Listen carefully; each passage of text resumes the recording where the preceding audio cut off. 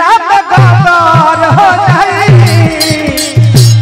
हमारा ऑर्डर बढ़े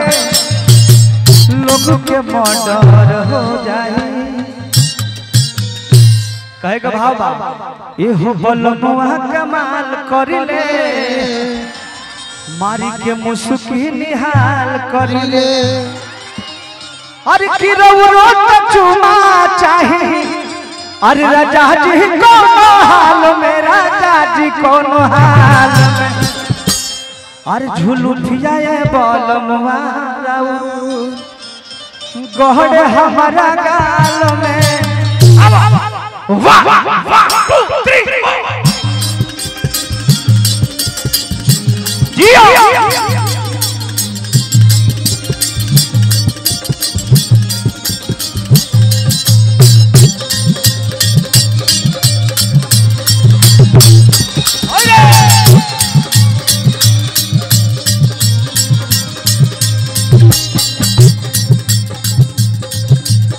एहो बलमुआ कमाल करिले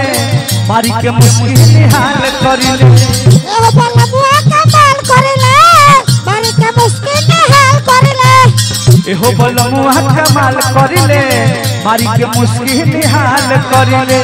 की रोट चुमा चाहे राजा जी कौन हाल में राजा जी कौन हाल में झुलू फिजाए बलमुआ झुलू फिजाए बलमुआ गहरे हमारा गाल में झुलू फिजाए बलमुआ गहरे हमारा गाल में हमारा गाल हम चलत रहनी हो कि चलनी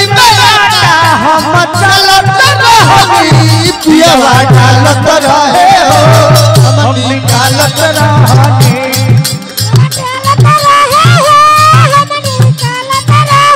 अरे कितने तो हम बेहालत रहनी हो कि बेलत हम बेहालत रहनी पियवा डालत रहे हो हम निकालत रहनी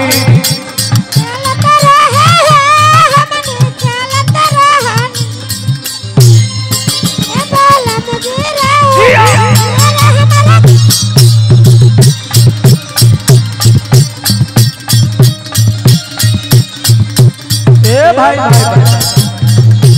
और अतिया कहते राजा जी का हो हर की है दात सैया अरे लागे बड़ी बाबू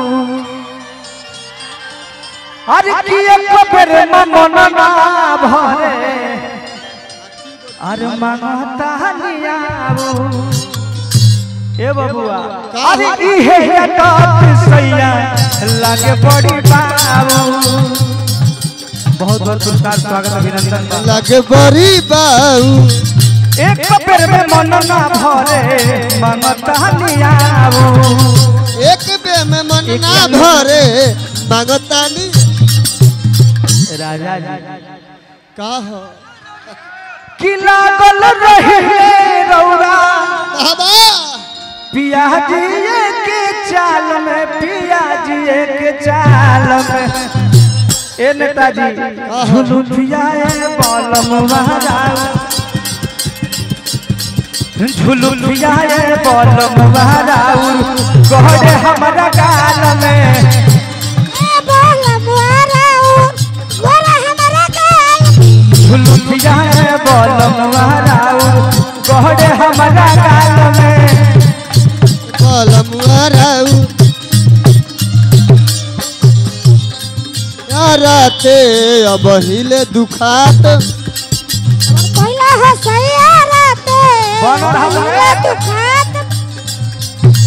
जाने साथ तुरंत भी हाथ